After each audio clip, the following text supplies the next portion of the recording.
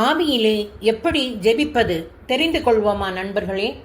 நீங்கள் பேருந்து நெரிசலிலோ அல்லது குளியல் அறையிலோ தூங்கிக் கொண்டோ அல்லது படித்துக்கொண்டோ சமையல் செய்து கொண்டோ அல்லது உங்கள் பணியில் மும்முரமாகவோ இருந்தாலும் தந்தையாம் கடவுள் முன்பாக உங்களுக்காக ஜெபிக்கிறவர் உங்களுக்குள் இருக்கிறார். பல சமயங்களில் தூய ஆவியானவர் பல நினைவுகள், கனவுகள், காட்சிகள் தந்து பிறரை நமக்காக ஜெபிக்க தூண்டுவார். எனவே நாம் எப்போதும் ஜெபங்களால் சூழப்பட்டு இருக்கிறோம். தூய ஆவியார் உங்களது தேவைகளுக்காகவும் பிறரது தேவைகளுக்காகவும் ஜெபிக்க உங்களை தூண்டி உற்சாகமூட்டுவார். மனிதர்களை பற்றிய, இடங்களை பற்றிய நினைவுகளை உங்களுக்கு தந்து ஜெபிக்க தூண்டுவது தூய ஆவியாரின் வழிகளில் ஒன்று. இந்த நினைவுகள் நம் ஜெப வேளையிலோ அல்லது வேலை நேரத்திலோ வரும்.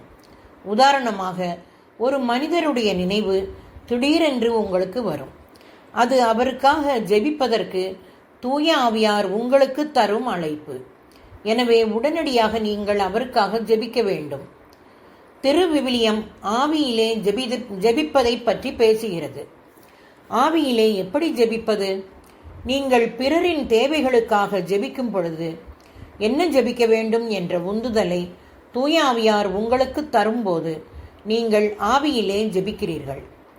என்ன ஜெபிக்க வேண்டும் என்று தெரியாத வேளையில் பரவச பேச்சு பேசி ஜெபிக்கையிலே நீங்கள் ஆவியிலே ஜெபிக்கிறீர்கள்.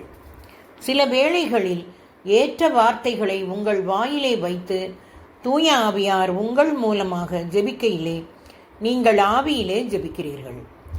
ஆவியிலே ஜெபிப்பதிலே மற்றுமொரு நிலை வாக்கு கடங்கா பெருமூச்சோடு ஜெபிப்பது.